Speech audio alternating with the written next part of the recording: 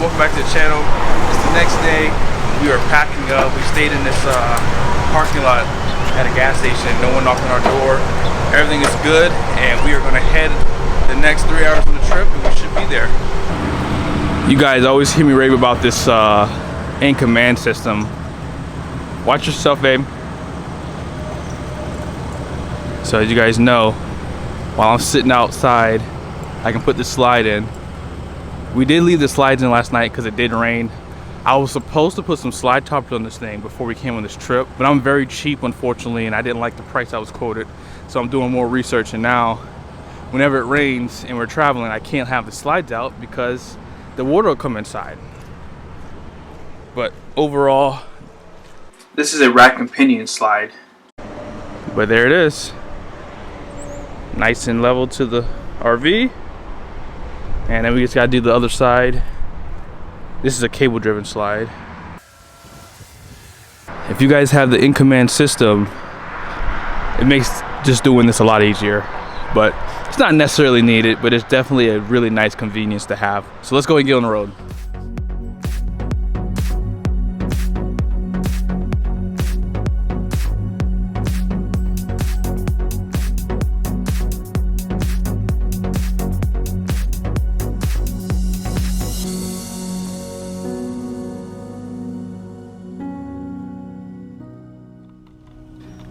Alright guys, so as you can see here, I got stuck in the grass. This is a church parking lot, and there were some cars coming down the road, so I had to stop. So unfortunately, I didn't want to tear up the grass, so I had to back up, as you can see right here. And I gunned it when I was able to get out of that little rut there. But overall, like I said, this truck did really good on this trip.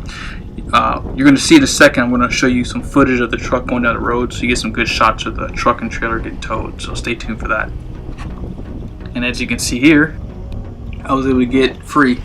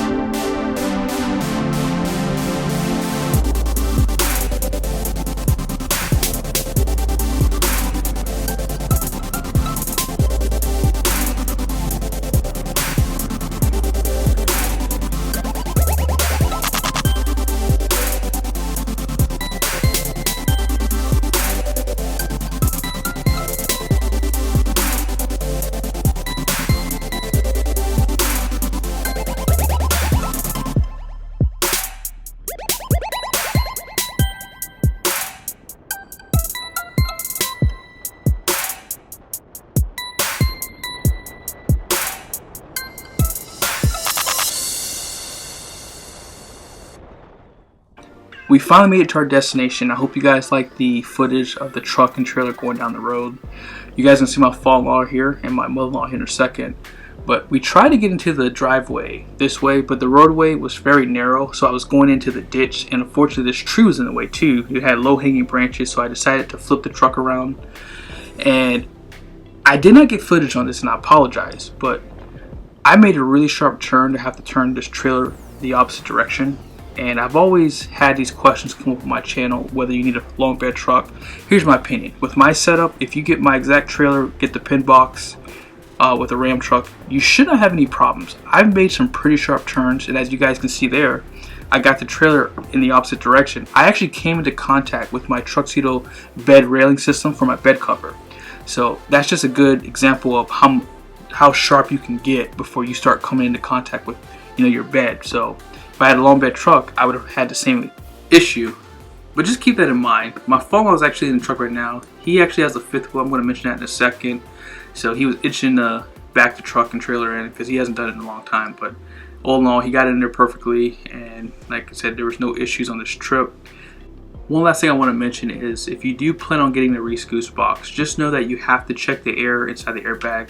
I'll be sure to do a video on what I like and dislike about the Reese Goose box because a lot of people have been asking me for it, and I probably should kind of give you guys the pros and cons to it because there's definitely some there.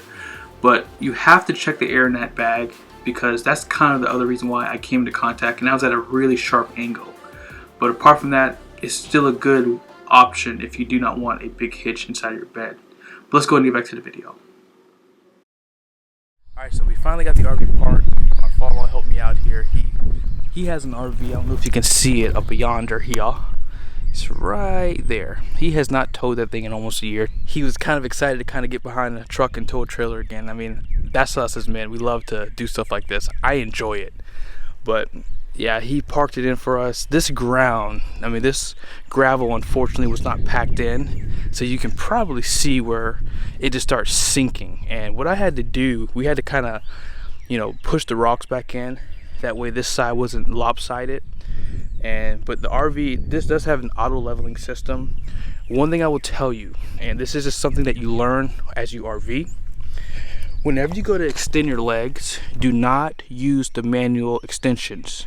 Let that bad boy drop almost to the ground with the power. Because what happened here was when I went to go auto level this thing, I almost ran out of stroke. Now, what that really means is basically, in order for this thing to level, it dropped the front end down 6 to 8 inches. And I only have like maybe about 1.5 inches left. And had I not, you know, put the legs down using the power as much as I did, I would have had to rehook my trailer back to my truck and basically extend the legs out more so I could have more room to drop the trailer, or basically for it to auto level in the front.